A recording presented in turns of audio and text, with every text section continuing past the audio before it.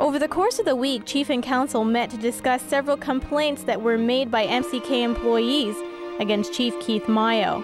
A valid source from the MCK table confirmed to News 4 that talk of impeachment or a vote of no confidence towards Mayo were discussed at the table. The Council of Kahnawake is refusing to comment on the termination of Michael Stock's employment with the Kahnawake Peacekeepers. Several community members asked at this week's community meeting if Council was involved. Stock says his firing was unfair.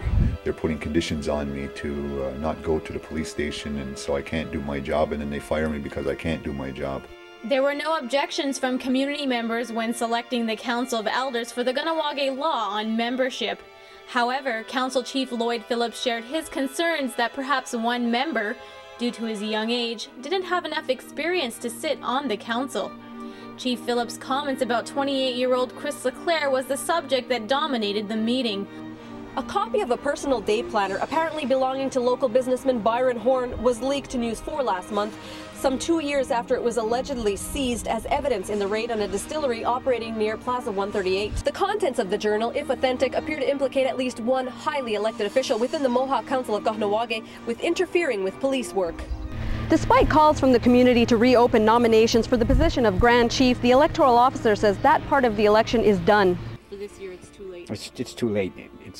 It's already been, he's been declared as Grand Chief already, as per acclamation. So we can't reverse that right now. It's too late. How do you feel about Mike DeLille getting into Grand Chief by acclamation, and do you think the polls should be reopened? I think it should be reopened. I think it's total bullcrap that he just be put in like that. It's time for change, and I think he will be very good. So I think that he's going to make a great chief. Anybody that wanted to or really wanted to run should have put their name in at the beginning, not later. And therefore he's entitled to win. That's democratic society. That's how you run. A political era is ending. After 26 years, Kahanawake's longtime Grand Chief Joseph Taquiro Norton is saying goodbye. This is something personal for me, and something that I do with good conscience. A judge has found Michael Stock Sr. not guilty on all charges laid against him 1 year after an incident at the Peacekeeper Station. The charges included assault and uttering threats. News 4's executive producer had been a key witness in Mr. Stock's case. Regan Jacobs went to the Peacekeeper Station to film after her fiancé Michael Stock Sr. was acquitted. Ms. Jacobs was arrested on a 3-month-old warrant for a missed court date. It's abuse of power. It shows that there is personal issues, they're dealing with the police, and they're always going to do that. Like I said, they couldn't get to me, so what do? They go and arrest her.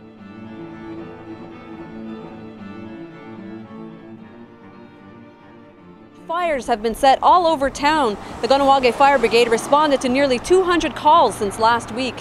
Chief Lazar says in each case, individuals were seen in the area just prior to the fire being reported. There is nothing that could lead to spontaneous combustion, and the frequency of the fires leads him to suspect the fires have been intentionally set. An elder in the community and a small child were both bitten recently by dogs, just to name a couple. The Mohawk Council of Kahnawake issued a release this week stating that dog owners should be warned that they could face fines or penalties for violations. John Deere explained that there are fees for handling dogs, but Animal Protection doesn't have the authority yet to hand out fines to violators. Danny LAHACHE was only able to tell News 4 that the case was settled out of court. LAHACHE had been a long-time seasonal employee that ended up working year-round. He always had very good evaluations, so when he was not kept on for the winter, he questioned it and discovered his evaluation had been forged. After failed attempts to resolve the situation, LAHACHE went to the Labor Relations Board, where an arbitrator ruled in his favor. The Mohawk Council of Kahnawake appealed the ruling, but settled with LAHACHE before the appeal was heard. It's up to you, the community members. Start asking questions. Demand where these monies are coming from, and why this case dragged on so long, knowing that you would lose it. After a very public disagreement over the proposed Microsoft agreement, the Mohawk Council of Kahnawake and the Kahnawake Ungawana Rodijakwa Cultural Center met face-to-face this week to try and find some common ground. They would like to look at the proposal, so I guess that's a positive. We offered it and they said yes, they'd like to look at it. Whether they'll retake the initiative or become part of it again, I don't know. I think that if it helps our language be more accessible to people like me who didn't really have a lot of take it that seriously when I was in school, I think it could benefit, but just as long as it's a non-profit and doesn't exploit our language in any way. The Ganawage peacekeepers have made 4 arrests in connection with the break-and-enter and robbery at Cadenas' store last month. 4 of the suspects are minors. The youngest is 14 years old. The adult just turned 18. They've been given appearance notices to appear in juvenile court as well as the adult in court, and the dates that have been set is November the 2nd. Officer White says the cash stolen has not been recovered. He believes it was divided and spent quickly by the individuals. A woman pulled up for gas and said she wanted $20 but told the gas jockey to only put in 19, suggesting the dollar would be for his tip. She went inside and it seems she pretended to ask for something they didn't have, then told the cashier she paid the gas jockey for her fuel. When the jockey came inside and discovered she hadn't paid, she was already gone. In other news, last week's heavy rain played a part in the collapse of a home that was being supported on beams while a hole was being dug for an addition of a basement.